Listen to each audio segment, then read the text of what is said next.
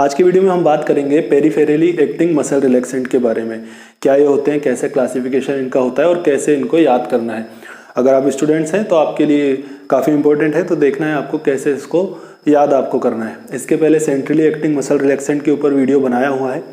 अगर वो वीडियो आप देखना चाहते हैं तो इस वीडियो के ऊपर एक सजेशन आ जाएगा, उसमें क्लिक करके आप सेंट्रली एक्टिंग मसल रिलैक्सेंट के बारे में समझ सकते हैं। उसका जो क्लासिफिकेशन है वो आप देख सकते हैं। तो वीडियो को लास्ट तक जरूर देखिएगा। अगर चैनल में नए हैं तो चैनल को सब्सक्राइब करके बेल आइकन को क्लिक कर लें ताकि नोटिफिकेशन आपको मिलती रहे। चलिए शुरू करते हैं। मैं हूँ डॉक्टर हरिशंकर सोनी और आप देख रहे हैं इजी डेंटिस्ट्री। तो आज हम समझ रहे हैं पेरिफेरली एक्टिंग मसल रिलैक्सेंट्स।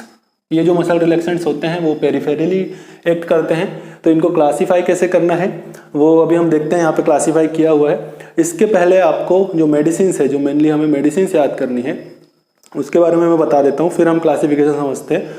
तो दो चीज़ आपको याद रखनी है, क्यूरोनियम और क्यूरियम। क्यूरोनियम और क्यूरियम ये आप याद रख लेते हैं। अगर ये कहीं भी आपको दिखता है तो आप देख के समझ सकते हैं। अगर आप स्टार्ट कर रहे हैं तो ये देखकर आप समझ सकते हैं सफिक्स को कि ये मसल रिलैक्सेंट है। और मसल रिलैक्सेंट में भी पेरिफेरली एक्टिंग मसल रिलैक्सेंट है। ऐसे हर क्लासिफिकेशन में, हर मेडिसिन में कुछ सफिक्स होते हैं, कुछ एक से नाम होते हैं कि हम देख के पहचान जाते हैं, हम समझ जाते हैं कि ये किस चीज़ की मेडिसिन है, किसके अंडर ये आती है। तो यहाँ पे आपको याद रखना है क्यूरोनियम और क्यूरियम। तो सबसे पहले ये हम देख लेते हैं, इसको याद कर लेते हैं, उसके बाद क्लासिफिकेशन में आते हैं। तो आपको याद रखना है पेन, पाइप, वी, रो, रापा, और इसको हम सफिक्स लगाएंगे क्यूरेनियम। तो ये हमारा ऐसे बन जाएगा, पेन क्यूरेनियम, पिपे क्यूरेनियम, वी क्यूरेनियम, रो क्यूरेनियम, रेपे क्यूरेनियम।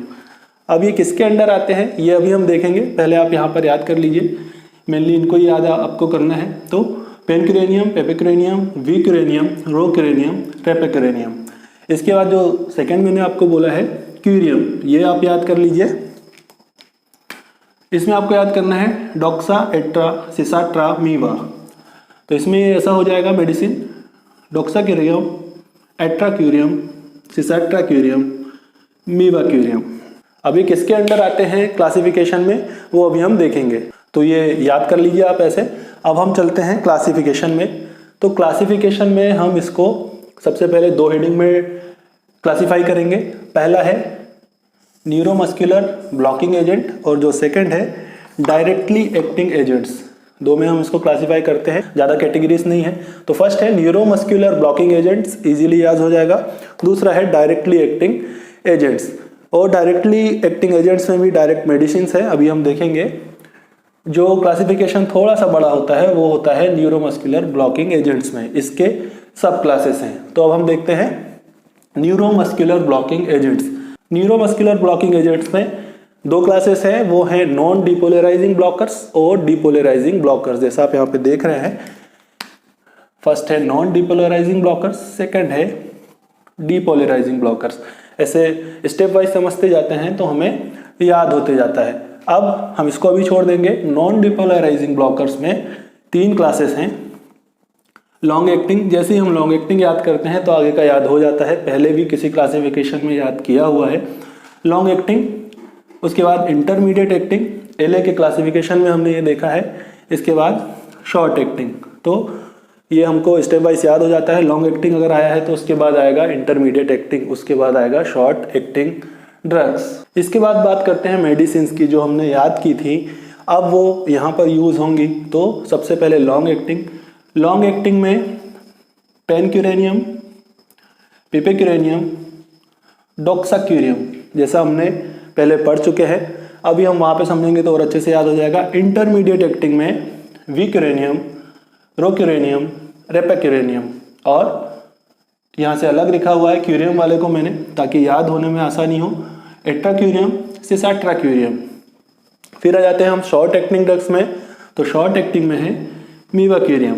अब हम यहाँ पर चाहे तो लिख सकते हैं जिससे हमें याद हो जाए। अगर आप नोट कर रहे हैं, लिख रहे हैं, या फिर जब आप नोट्स बनाएं तो ऐसे आप लिख सकते हैं और इसके साइड में आप लिख लीजिए तो आपको याद रह जाएगा। जैसे पेन क्यूरेनियम, पेपे क्यूरेनियम, इसमें आप लिख लीजिए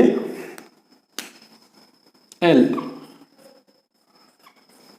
जिससे हमें याद हो जाएगा कि ये लॉन्ग एक्टिंग है। और लॉन्ग एक्टिंग में क्या है हम देखेंगे। उसके बाद क्यूरियम वाले में आता है, ये जो तीनों है ये इंटरमीडिएट में है, विकेरेनियम, रोकेरेनियम, रेपेकेरेनियम। तो हम इसमें लिख लेंगे आई।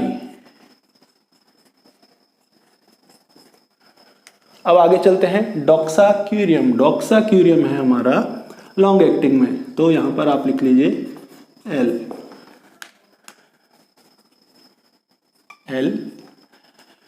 एट्राक्यूरियम, सिसैट्राक्यूरियम इंटरमीडिएट में है, तो हम यहां लिख लेंगे आई।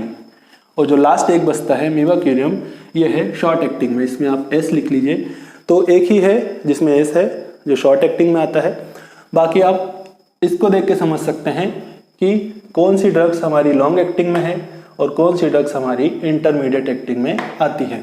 और लास्ट वाला जो है मीवाक्यूरियम, ये शॉर्ट एक्टिंग ड्रग्स में आती है। तो ऐसे आप इसको याद कर सकते हैं। आगे चलते हैं, तो इसमें जो याद करने वाली चीज़ें हैं, जो याद करने वाली ड्रग्स थी वो यही है, जिसको याद करने के लिए हमें ट्रिक लगेगी। इसके बाद हम आ जाते हैं डिपोलराइजिंग ब्लॉकर्स में। नॉन डिपोलराइजिंग, इसके बाद डिपोलराइजिंग ब्लॉकर। इजीली याद हो जाएगा सक्सिनिल कोलिन HCl, जिसको हम लिखते हैं। इसके बाद डेकामेथोनियम, सक्सिनिल कोलिन और डेकामेथोनियम।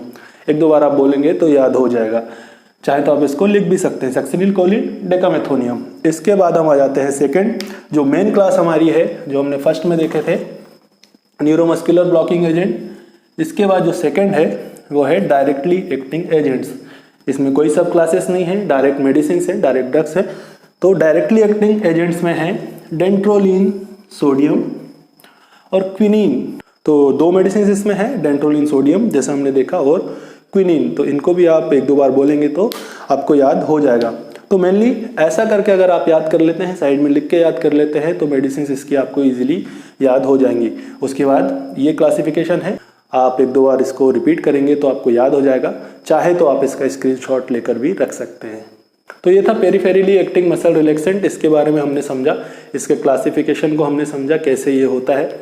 और भी जो क्लासिफिकेशंस हैं, फार्माकोलॉजिकल क्लासिफिकेशंस हैं, वो आपको वीडियो वाले सेक्शन में मिल जाएंगे चैनल के। अगर वीडियो अच्छा लगा हो तो इसे लाइक करके जाएं, शेयर कर दें, और जाने से पहले चैनल को सब्सक्राइब करके बेल आइकन को जरूर क्लिक करें। और कमेंट सेक्शन में आकर बताएं किन टॉपिक पर और वीडियोस आप देखना चाहते हैं। और अब आप इजी डेंटिस्ट्री को फेसबुक और इंस्टाग्राम पर भी फॉलो कर सकते हैं। मिलते हैं जल्दी नई वीडियो में एक और नए टॉपिक के साथ। Thank you friends.